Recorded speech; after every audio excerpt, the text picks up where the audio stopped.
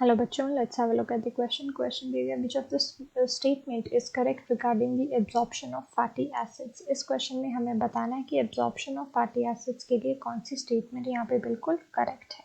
ठीक है. सो इस क्वेश्चन में अगर हम बात करें तो हम बात करेंगे अबाउट दी फैटी एसिड्स. अब फैटी एसिड्स की एब्जॉर्प्शन कहाँ पे हमें देखने को मिलती है और ये कैसे मॉलिक्यूल्स होते हैं. फैटी एसिड्स जो है हमारे पास आर ग्लिसरॉल्स.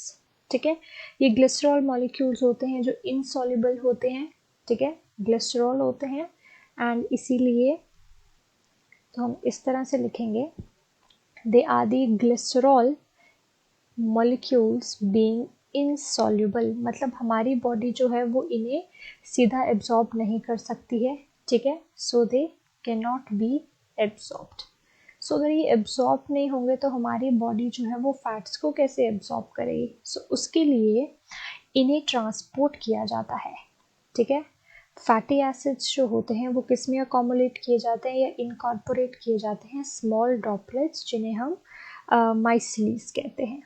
और ये जो है माइसिलीज ये कहाँ जाती हैं. Then they move to the intestinal mucosa. फिर ये हमारे इंटेस्टाइन के म्यूकोसा में जाते हैं जहाँ पे इनकी एब्जॉर्प्शन होती है. सो सबसे पहले अगर हम बात करें ये माइसिलीज फॉर्म कैसे होती है. सो यहाँ पे हम ये चीज़ देखते हैं कि ये जो माइसिलीज फॉर्म होती हैं इनको कन्वर्ट किया जाता है काइलोमाइक्रॉन्स में. राइट. ये जो काइलोमाइक्रॉन्स होते हैं ये प्रोटीन कोटेड फैट ग्लोब्यूल्स हैं. Right. These are protein coated fat globules and इनका काम क्या होता है. इनका काम होता है न्यूट्रिएंट्स को ट्रांसपोर्ट करना. राइट. सो ग्लोब्यूल्स. अब ये जो काइलोमाइक्रॉन्स यहाँ पे हैं इनका ट्रांसपोर्ट कहाँ किया जाता है. इनका ट्रांसपोर्ट किया जाता है to the lymph vessels. Lymph vessels in villi जो स्मॉल इंटेस्टाइन के लिम्फ वेसल्स होते हैं उनमें इनका ट्रांसफ़र किया जाता है जिन्हें हम अनदर नेम जो है लेक्टियल्स के नाम से भी जानते हैं. अब ये जो लिम्फ वेसल्स हैं ये क्या करते हैं इन काइलोमाइक्रॉन्स को हमारी ब्लड स्ट्रीम में रिलीज़ कर देते हैं एंड इसी तरह से हम देखते हैं कि हमारी फैटी एसिड्स की एब्जॉर्प्शन देखने को मिलती है. So it is absorbed into the blood stream at a small intestine, lymph vessel at the small intestine, lymph vessels from the bloodstream.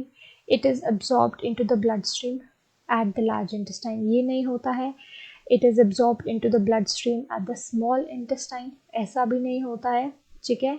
It is absorbed into the lymph vessels from the bloodstream. So from the bloodstream जैसा देखने को नहीं मिलता है. So it is absorbed into the blood lymph vessels at the small intestine. So यहाँ option B जो है वो बिल्कुल करेक्ट हो जाता है. So I hope you understood the question well. Thank you.